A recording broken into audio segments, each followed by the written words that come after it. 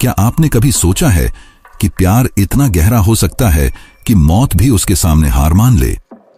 जब राधा का आखिरी समय आया होगा तो वहां का माहौल कैसा होगा? कहा जाता है कि श्री कृष्ण की 100 से भी ज्यादा रानियां थीं, लेकिन उनमें सबसे प्यारी राधा थीं। राधा वह थीं जो श्री कृष्ण के पास रहकर भी उनसे दूर थीं। आखिर राधा की आखिरी इच्छा क्या थी? श्री कृष्ण ने राधा को क्यों छोड़ दिया, जैसे उन्होंने अपने जीवन का एक हिस्सा खो दिया हो? क्या यह सब गांधारी के शाप की वजह से हुआ? क्या राधा और कृष्ण कभी एक हो पाए? आज मैं आप सभी को इन सवालों के जवाब देने जा रहा हूं। कुछ ऐसे रहस्य जो हम सबसे छिपे हैं। यह एक ऐसी प्रेम कहानी है जिसका न कोई शुरुआत है और न कोई अंत। आइए हम इस यात्रा पर चलते हैं जहां हम जानेंगे कि कैसे श्री कृष्ण और राधा एक हुए, कैसे उनका प्रेम मृत्यु के बाद भी जिंदा रहा। अगर आप हमारे चैनल पर नए हैं तो इस वीडियो को लाइक जरूर करें और कमेंट में राधे राधे लिखना न भूलें। आप सबने सुना ही होगा कि महाभारत के बाद माता गांधारी ने श्री कृष्ण को श्राप दिया था। उसी श्राप के कारण द्वारका नगरी समुद्र में डूब गई और अंत में श्री कृष्ण ने भी अपना देह त्याग दिया। हम में से ज्यादातर लोग यही मानते हैं कि यहीं पर श्री कृष्ण की कहानी खत्म हो जाती है, लेकिन असल में ऐसा नहीं है। श्री कृष्ण और राधा रानी की एक अद्भुत प्रेम गाथा है जिसे बहुत कम लोग जानते हैं। बरसाना कोई आम जगह नहीं थी, यह एक पवित्र स्थान था। वहां की पुरानी पगडंडियों पर कभी श्री कृष्ण अपनी लीलाएं किया करते थे। आज भी वहां प्रेम, हंसी, बांसुरी की धुन और उस दुख की गूंज बाकी थी जिसने युगों युगों से प्रेमियों को जिंदा रखा है। लेकिन इस प्रेम कहानी की शुरुआत न बरसाने से होती है, न उन गलियों से। इसकी शुरुआत तब होती है जब राधा बूढ़ी हो चुकी थीं। उनका शरीर झुक गया था, लेकिन उनका मन आज भी पूरी तरह श्री कृष्ण का था। उनका दिल आज भी उनके लिए धड़कता था। जब कोई बांसुरी बजाता तो राधा के चेहरे का सारा दुख गायब हो जाता। उनका मन खुशी से भर जाता और एक हल्की सी मुस्कान छा जाती, जैसे पुरानी यादें फिर से ताजा हो गई हों। जब श्री कृष्ण ने मथुरा छोड़ा था तब राधा ने न तो कहीं शरण ली, न ही किसी से शादी की। वे अकेले रहने लगी। हर सुबह वे उठती, यमुना के किनारे जाती और जल चढ़ाती, फिर अपनी कुटिया में लौटकर श्री कृष्ण के आने का इंतजार करती। यही उनकी दिनचर्या थी। वे हर दिन यही करती, मानो उन्हें पक्का यकीन था कि कृष्ण जरूर लौटेंगे। गांव वालों को नहीं पता था कि राधा कौन है और कहां से आई हैं। वे उन्हें एक साध्वी समझते थे, लेकिन सभी जान गए थे कि राधा का सब कुछ श्री कृष्ण को समर्पित है, मानो उन्होंने अपना पूरा जीवन ही कृष्ण के नाम कर दिया हो।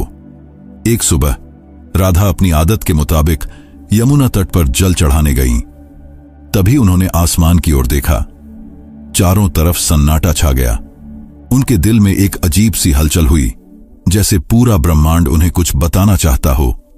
उसी दिन वे अपनी कुटिया में तुलसी के पौधे के नीचे बैठ गईं और बोलीं, अब मेरे जाने का समय आ गया है, लेकिन मैं तब तक अपने शरीर को नहीं छोड़ूंगी जब तक श्री कृष्ण खुद मुझे विदा न करें। राधा ने कहा, मैं तभी इस शरीर को त्यागूंगी जब श्री कृष्ण मेरे सामने आएंगे और प्यार से मेरा नाम लेंगे, राधे। यह सुनकर गांव वाले हैरान हो गए। वे सोचने लगे कि इतना बड़ा राजा एक बूढ़ी औरत से मिलने क्यों आएगा, लेकिन किसी ने भी राधा की भक्ति पर शक नहीं किया। राधा ने अपना पूरा जीवन श्री कृष्ण के प्रेम में बिताया था। उनके दिल में आज भी कृष्ण के लिए अनोखा प्रेम था। उधर द्वारका में बैठे श्री कृष्ण का दिल सूना था। कहते हैं, सब कुछ पाने के बाद भी इंसान के पास कुछ नहीं होता। कृष्ण की भी कुछ ऐसी ही हालत थी, लेकिन उनके मन में एक अजीब सा खिंचाव था। उन्होंने अपनी आंखें बंद की और राधा की आवाज उनके कानों में गूंज उठी। उस पल उनके दिल को सुकून मिला, लेकिन आंखों में आंसू थे। उन्होंने सब कुछ छोड़कर तुरंत उस एकांत कुंज की ओर चल पड़े जहां राधा रानी उनकी प्रतीक्षा कर रही थीं। जब श्री कृष्ण वहां पहुंचे तो देखा कि राधा तुलसी के पेड़ के नीचे ध्यान में डूबी बैठी थीं। कृष्ण ने पुकारा, राधे। ये आवाज सुनते ही राधा की आंखें खुल गईं। उनके चेहरे पर खुशी की लहर दौड़ गई। राधा ने कहा, प्रभु, अब मेरे जाने का समय आ गया है। मेरी आत्मा अब शांति चाहती है। कृष्ण ने उनकी आंखों में देखा। उन आंखों में सिर्फ कृष्ण के लिए प्रेम था। न उसे शब्दों में बयां किया जा सकता था, न छिपाया जा सकता था। श्री कृष्ण ने राधा का हाथ थाम लिया। धीरे धीरे राधा की सांसें धीमी होने लगीं और उसी तुलसी के पेड़ के नीचे उन्होंने अपने प्राण छोड़ दिए। लेकिन यह अंत नहीं था। उसी पल एक ऐसा रहस्य जन्मा जिसे सुनकर आप हैरान रह जाएंगे। राधा रानी ने अपने शरीर को छोड़ दिया था और उनकी आत्मा को मोक्ष मिल चुका था, लेकिन उनके आखिरी शब्द अभी भी कृष्ण को भूल नहीं पाए थे।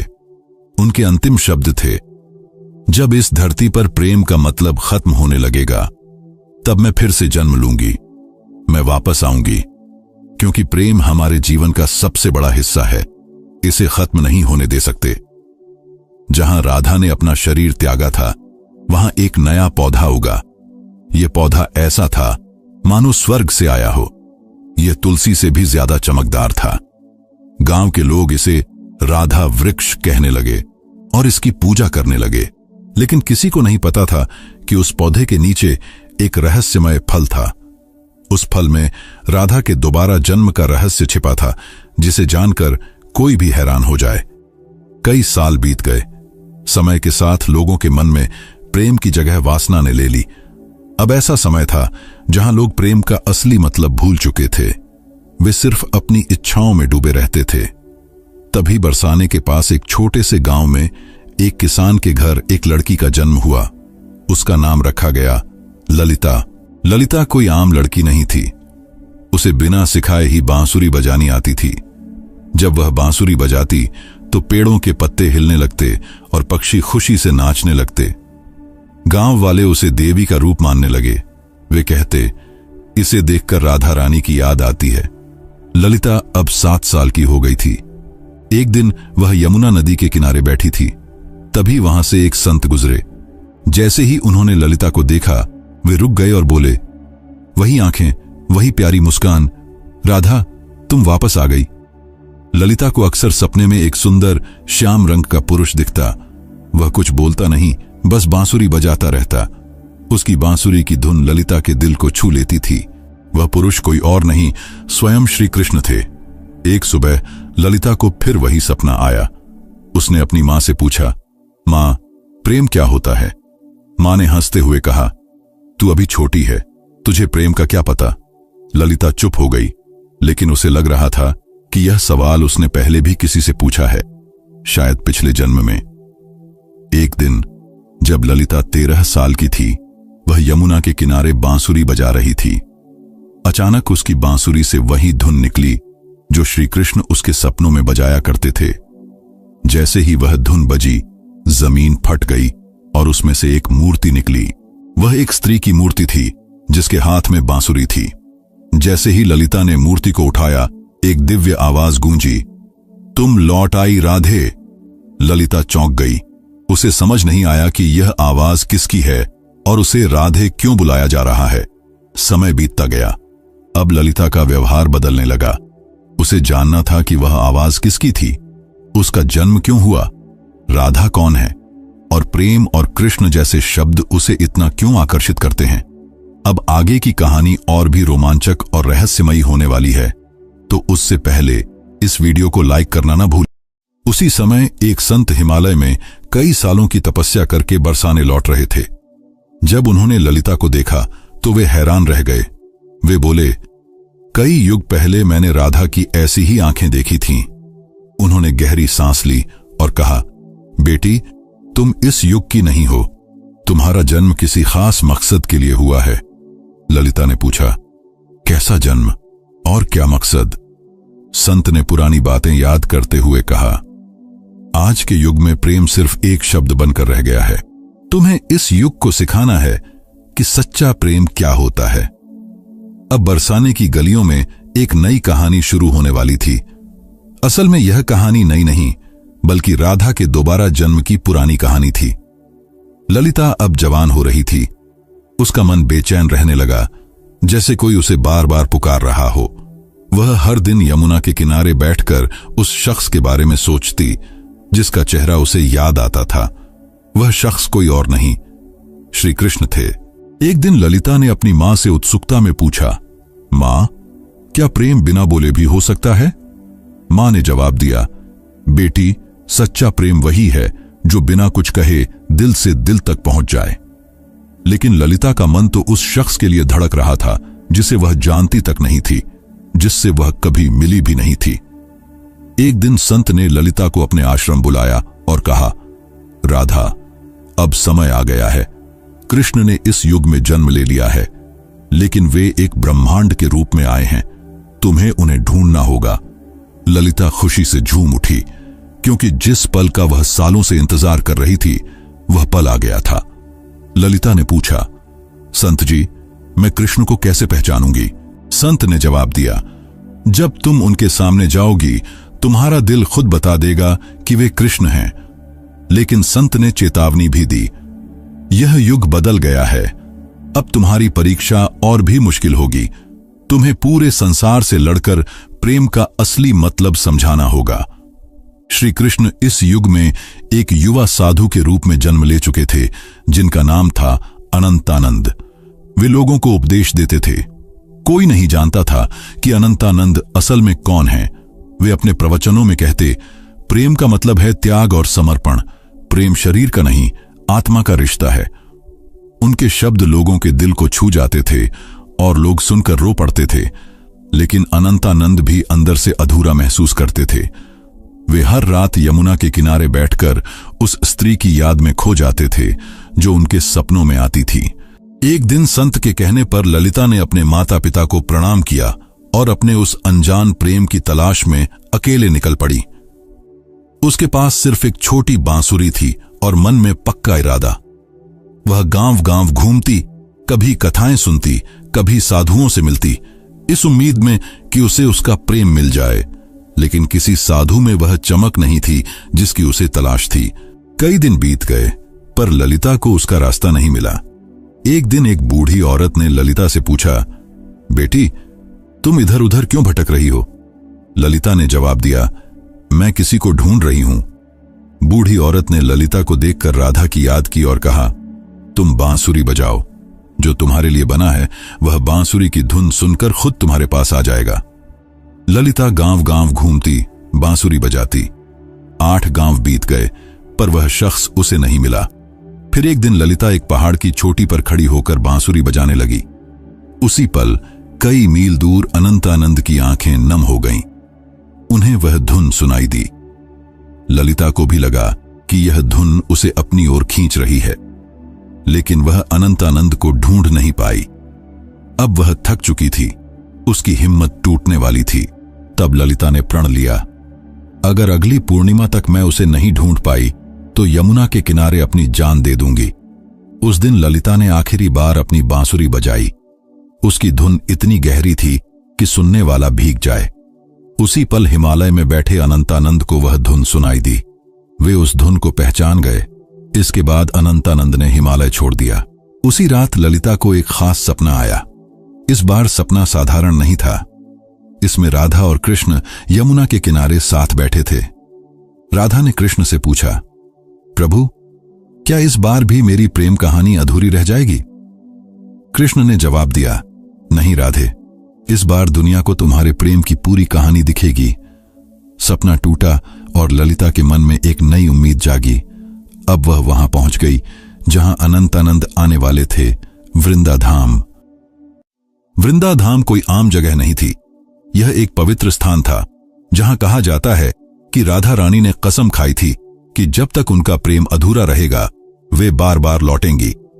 उसी समय वृंदाधाम में एक कथा चल रही थी जिसे अनंतानंद सुना रहे थे। ललिता वहां पहुंची और दूर से ही अनंतानंद को देखा। पीछे खड़ी ललिता उनके चेहरे को पहचान रही थी। उनकी आवाज सुनकर ललिता का दिल बेचैन हो उठा, जैसे कोई शांति उसे छू गई हो। उनकी बातें उसे बहुत प्रभावित कर रही थीं। अनंतानंद उस कथा में प्रेम के बारे में बता रहे थे। वे कह रहे थे, प्रेम वह नहीं जो आपके साथ रहे और आपके साथ जिए।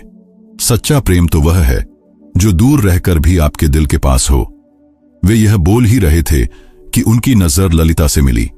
दोनों एक पल के लिए मूर्ति की तरह रुक गए। अनंतानंद ने कथा छोड़ दी और ललिता की ओर दौड़े। ललिता ने धीरे से पूछा, क्या आज भी मेरी आवाज आपको सुनाई देती है? अनंतानंद ने उनकी आंखों में देखकर कहा, राधे, तुम आ गई।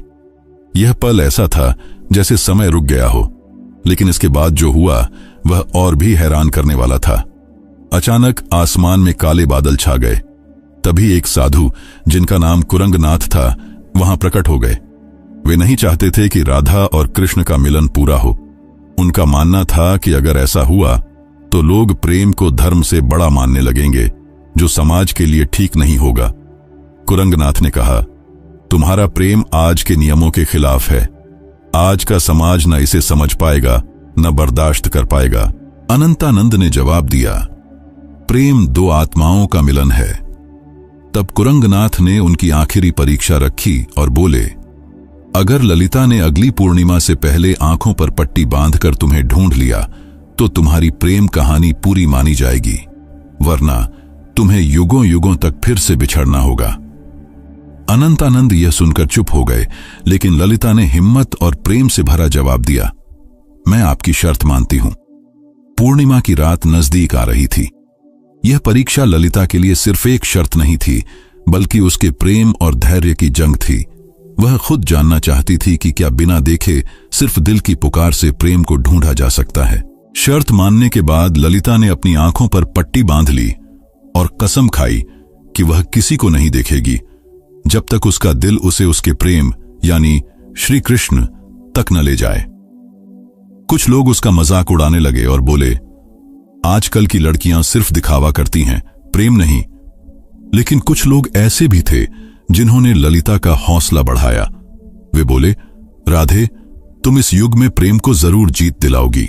उधर अनंतानंद एक सुनसान गुफा में ध्यान में डूबे थे। वे बार बार सिर्फ एक शब्द दोहरा रहे थे, राधे। वे न कुछ खा रहे थे, न कुछ पी रहे थे। उनके शिष्य घबरा गए और बोले, गुरुदेव, अगर आपने कुछ नहीं खाया तो आप जीवित नहीं रह पाएंगे। अनंतानंद ने जवाब दिया, मेरा जीवन तो सिर्फ राधे में बसता है। उन्होंने अपने शिष्यों को सख्ती से कहा, ललिता को मेरे ठिकाने के बारे में कुछ नहीं बताना और न ही उसकी कोई मदद करनी। वे भी जानना चाहते थे कि क्या इस युग में भी राधा सिर्फ अपनी आत्मा की पुकार से उन्हें ढूंढ पाएगी। ललिता ने आंखों पर पट्टी बांधी और गांव गांव घूमने लगी। वह हर साधु से पूछती, क्या आप अनंतानंद हैं? लेकिन कोई भी वह शख्स नहीं था जिसे वह ढूंढ रही थी। कुछ साधुओं ने झूठ बोला, हां, मैं ही अनंतानंद हूं। लेकिन ललिता का दिल उन्हें पहचान गया कि वे उसके प्रेमी नहीं हैं। एक दिन एक साधु आया और बोला, मैं ही अनंतानंद हूं। ललिता एक पल के लिए रुकी, लेकिन फिर बोली, आप में चमक तो है, पर वह आत्मा नहीं जिसकी मुझे तलाश है। उसी पल उस साधु ने अपना रूप बदल लिया। वह असल में कुरंगनाथ था, जिसने ललिता को भटकाने के लिए यह चाल चली थी। गुस्से में कुरंगनाथ बोला, तू अभी तक नहीं टूटी, आखिर कैसा प्रेम है तेरा? ललिता ने हिम्मत से जवाब दिया, मेरा प्रेम इस युग और तुम्हारी सोच से बहुत बड़ा है। इसे शब्दों में नहीं समझाया जा सकता। यह सुनकर कुरंगनाथ वहां से चला गया। ललिता ने हर जगह खोज की और आखिरकार उस गुफा के पास पहुंच गई जहां अनंतानंद ध्यान में डूबे थे। जैसे ही वह अंदर गई, उसे किसी खास मौजूदगी का एहसास हुआ। ललिता ने उन्हें पहचान लिया और अपनी बांसुरी उनके पैरों के पास रख दी। उसने पूछा, क्या आप वही हैं जिन्हें मैं ढूंढ रही थी? अनंतानंद ने बांसुरी उठाई और वही धुन बजाई जो ललिता को यमुना के किनारे और सपनों में सुनाई देती थी। फिर उन्होंने ललिता की आंखों की पट्टी खोली और कहा, राधे, इस बार भी तुमने मुझे अपने शरीर से नहीं बल्कि अपने दिल और आत्मा से पहचान लिया। दोनों की आंखों में आंसू आ गए। उनकी आंखों में कई सालों की थकान थी जो अब खत्म हो रही थी। तभी एक साधु आए और बोले, राधा और कृष्ण, तुम्हारा प्रेम तभी पूरा माना जाएगा जब समाज इसे स्वीकार करेगा, तभी यह रिश्ता पवित्र साबित होगा। ललिता ने जवाब दिया, प्रेम तो समाज के नियमों से आजाद होता है, इसे किसी सबूत की जरूरत नहीं। लेकिन अनंतानंद ने समझाया, राधे, अब समय बदल गया है। यह समाज प्रेम का असली मतलब भूल चुका है। फिर उन्होंने साधु से पूछा, हमें क्या करना होगा? साधु ने कहा, तुम्हें राजसभा में जाना होगा और राजा व वहां के लोगों को समझाना होगा कि एक साधु और साध्वी भी प्रेम के रिश्ते में बंधकर धर्म के रास्ते पर चल सकते हैं। अगले दिन ललिता और अनंतानंद राजसभा में पहुंचे। राजा ने कहा, यह क्या सुन रहा हूं कि एक साधु ने ब्रह्मचर्य तोड़ दिया है? अनंतानंद ने जवाब दिया, महाराज, मैंने कोई नियम नहीं तोड़ा, मैंने तो सिर्फ अपने प्रेम को अपनाया है। प्रेम कोई वासना नहीं बल्कि आत्मा का मिलन है। कई युग पहले जब राधा और कृष्ण ने प्रेम किया था तब भी समाज ने यही कहा था। फिर भी वे समाज की वजह से अलग रहे और समाज चुप रहा। ललिता आगे बढ़ी और बोली, मैंने इन्हें सिर्फ शरीर से नहीं बल्कि दिल से भी चाहा है। अपने प्रेम को साबित करने के लिए मैंने कठिन परीक्षा दी है।